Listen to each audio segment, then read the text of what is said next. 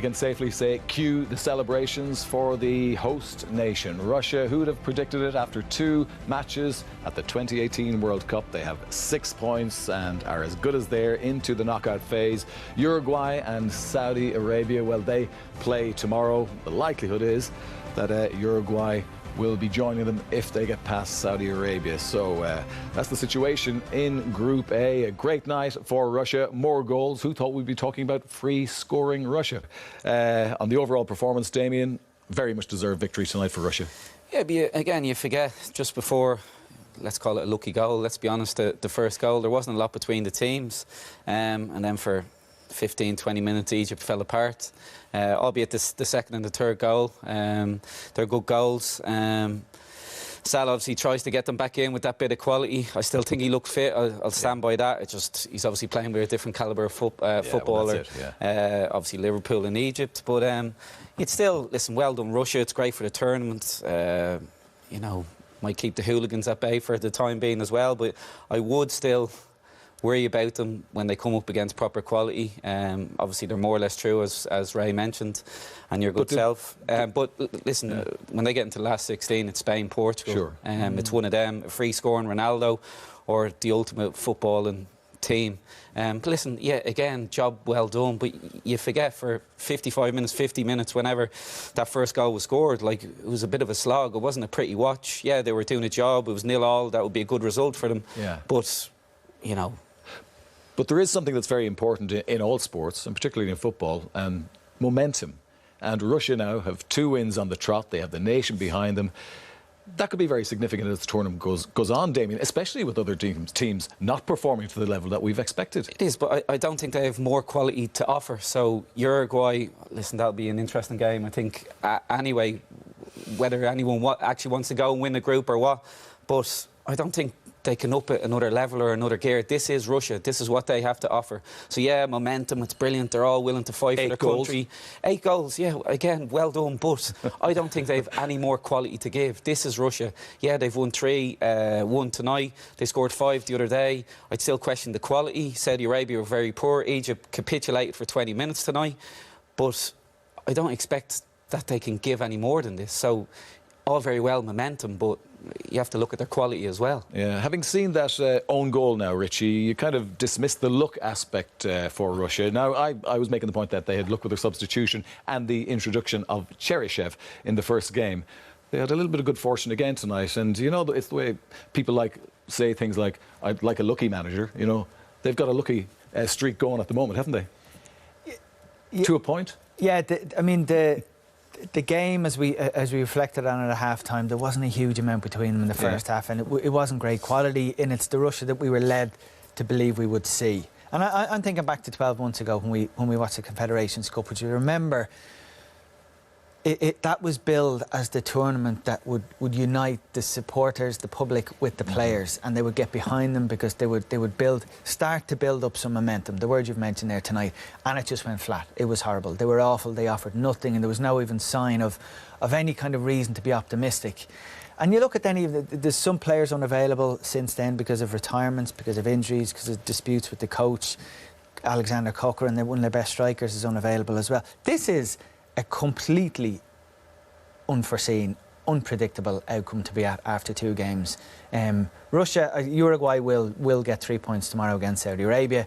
Russia now are in the scenario they can rest players for the final group game against Uruguay. They're already in. They will face probably Spain or Portugal.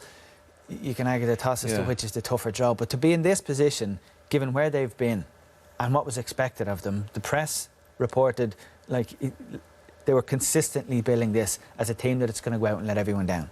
Former player Conchelsis came out recently and said, worst Russia team ever. No dispute, they're horrendous. And they're 8 goals and 6 points later after 2 games. Yeah, this is remarkable. Is it fair to say, Richie, that prior to the start of the tournament that most of the experts would have said that the 2 teams coming out of Group A would be Uruguay and Egypt? Well, my sense was that Uruguay would get out of the group. I would have predicted Saudi Arabia to be 4th. They didn't at all predict it would be as bad as they showed the other night. And as I said at the start of the programme, I thought this would be the fixture that would decide who'd go through with Uruguay. So it's a level of performance we didn't expect from Russia. You're right to suggest the first goal came about because of fortune. It was a freak occurrence, nothing to do with anything positive that Russia did, so they benefited in that moment. But they went on and got capitalised on moments of real, capitulation and poor concentration from Egypt. So they deserve to win tonight. They deserve to go to the next round. Not something I expected to be saying, certainly after 2 games. OK, well, let's have a look now on how it began to fall apart for Egypt. I think at half-time we thought possibly this was still a chance for them, but this own goal seemed to kill them altogether. Listen, we can call it lucky, but Ahmed Fatty here, the minute that ball is punched, he has to get narrow inside the Zuba. He never does that. And that's why it ends up a tussle, and that's why he ends up trying to fight it. The Zuba just uses strength and just swats him aside. But for me, the minute, as I said, and by the way, awful goalkeeping from the goalkeeper, just needs to come and catch it. But Ahmed Fatty doesn't smell the danger. I said the minute that ball is punched out, he just has to narrow up. And if he does that, he just clears the ball to safety. He doesn't do that, and it just ends up a tussle. And that's what the big man up front, the Zuba, wants. It was poor from the goalkeeper. I don't even think he had to put himself under pressure to catch it. He could have just palmed it down into his path. He wasn't under pressure at all. So it still had to do before it found its way in the back of the net. But poor from the goalkeeper. OK, and then to the player that we could be talking a whole lot more about after this tournament, because I think you've been impressed with him, Damien, so far. Denis Cheryshev, and again another goal from him tonight. Great goal. He scored 3 fabulous goals, and now he's obviously joined with Ronaldo. I just love the timing of the run. I wouldn't call him a touchline winger, outside like a Sané, looking to take people on. Always willing to come inside, and it's a brilliant time of the run. Here you see, he just has calm, doesn't want to go front post, back post, just waits and waits, just stands, and that's a skill in itself. It's like a Lampard run, knows where the space is and just the timing. Sometimes it's best just to stand still, and that's what he does here. Times it in, centre half and right backs attracted obviously to Zuba, and great finish. And he's had a tough time of it. He's had an awful lot of injuries over the years. He's only 27 and he's only got 12 caps, so really pleased for him, and 3 top goals he scored in the tournament. Yeah, in some ways, Richie, has the manager kind of found his best 11 almost by default, with the likes of Juba and Cheryshev coming into the side as substitutes at the start, and now it looks like they'll be fixtures for the rest of the tournament. Well, it gives him, Juba is such a different player to Smolov. It gives him an entirely different option. And I think if you go back to the opening stages of the first game, how even more unlikely this scenario was when we remember seeing Zagoev go off. And we knew that of the quality, of the relatively low quality that's in that Russia squad, Zagoev surely was one of the ones who needed to step up and deliver if they're going to do well. So he left, and as you say, they've kind of stumbled across a formation now and a group of players that have really done well. But I mean, Cheryshev, in every tournament someone comes. The first tournament I watched was 1990. Scalacci came from nowhere, made a name for himself. I think was the top scorer. So Cheryshev is on cloud 9 at the moment. He certainly must. And then Juba up front, again on the mark tonight. So again, look, strikers getting goals. I mean, it's all very positive from a Russian point of view, as far as I can see. It is. You know what? As much as you could praise them for getting the 5 goals against Saudi Arabia, some of the defending in that game was appalling. And I think as this is wonderful skill. I start with the positives here. It's a ball into someone who this is playing to his strengths. He's big and he's strong. He took it down on his chest really well. He had awareness of what was around him. Good little touch around the defender there, but Higaza, poor timing in the jump. He shouldn't really have mistimed his jump, and then Gabber then and poor defending. And you can see, that's in Moscow, by the way. You can see pictures like this. You can understand the reaction of all those supporters, given what they were led to believe they were going to have for this month.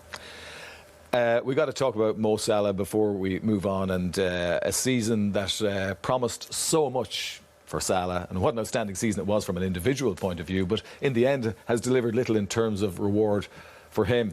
And they bow out of the World Cup.